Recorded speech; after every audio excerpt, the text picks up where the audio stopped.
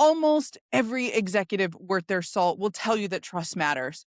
Far fewer can tell you how it erodes. And that turns out to be the part worth understanding. The loyalty deficit asked more than 1,000 HR leaders and managers from companies all with at least 250 people how trust was holding up within their organization.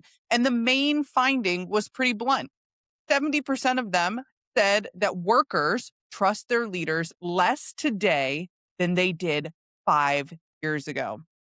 The study went on to describe a whole cluster of problems: people burning out and quitting, well being declining, personal growth and development declining, and this widening gap between what executives believe is happening and what's actually happening on the day to day that's felt by employees.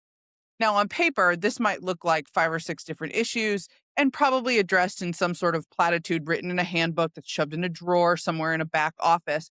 But really, these are actually all symptoms of the same thing, which is the erosion of trust, because trust is the backbone of an organization.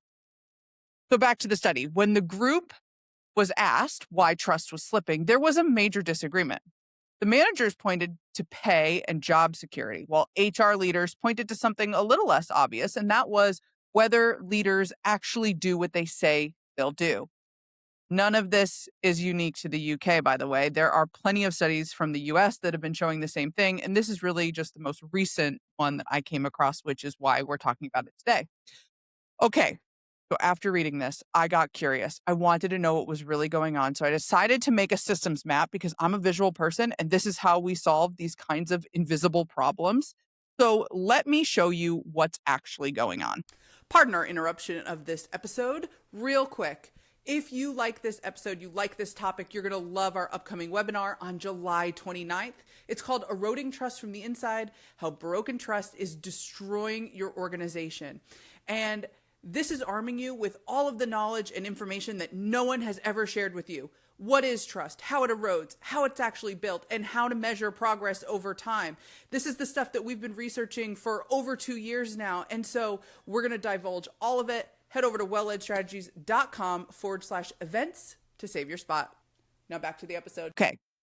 So this starts with this operational pressure, the everyday stress of holding down costs, doing more with fewer people, hitting goals. Every company lives within some form of this operational pressure all the time. As operational pressure climbs, typically the first thing to go is time, energy, and resources. In this case, it's showing us that it's going towards people, the investment on people. So one-on-ones get postponed, development conversations slide to the next quarter. These small human things that make people feel seen and keep them growing in the first place are starting to feel optional. And for a little while, letting go of that actually seems to help. And suddenly, there's more time for real work. And when pressure is even heavier, that same instinct kicks in.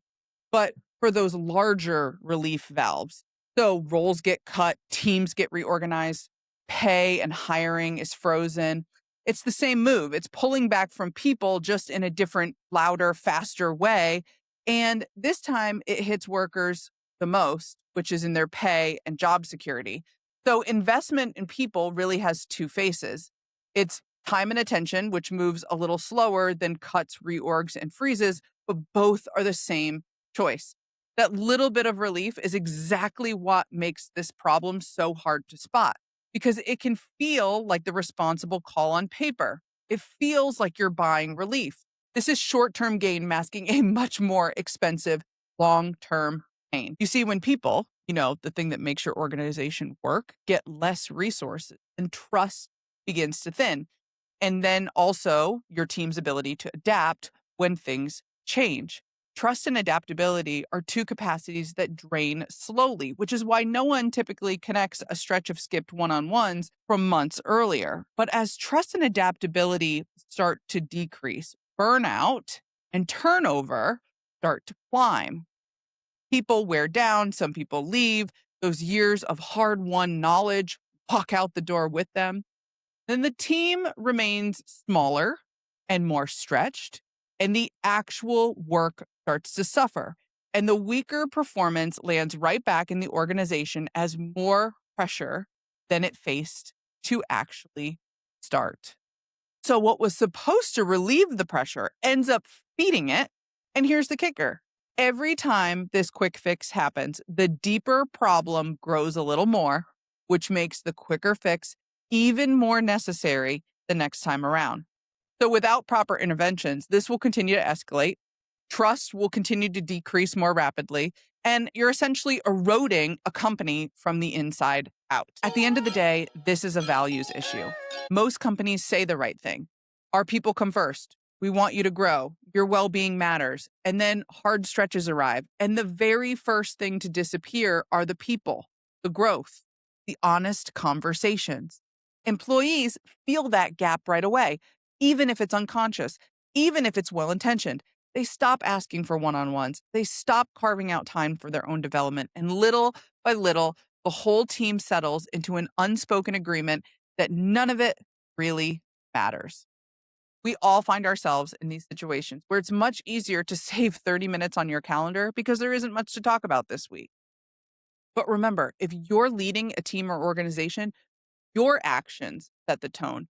What you say matters, but what you do matters more. And when what you do and what you say finally match, that's when trust can start to come back. And it brings with it the adaptability you need to carry whatever hard change is coming next. So, the takeaway from this: there are many, many levers that you can pull when things get hard. Just be aware of the unintended consequences if you decide this is the one you want to pull. That's this week's Well Read. If you want to continue the conversation, book office hours with us. We would love to hear from you. We'll see you next week.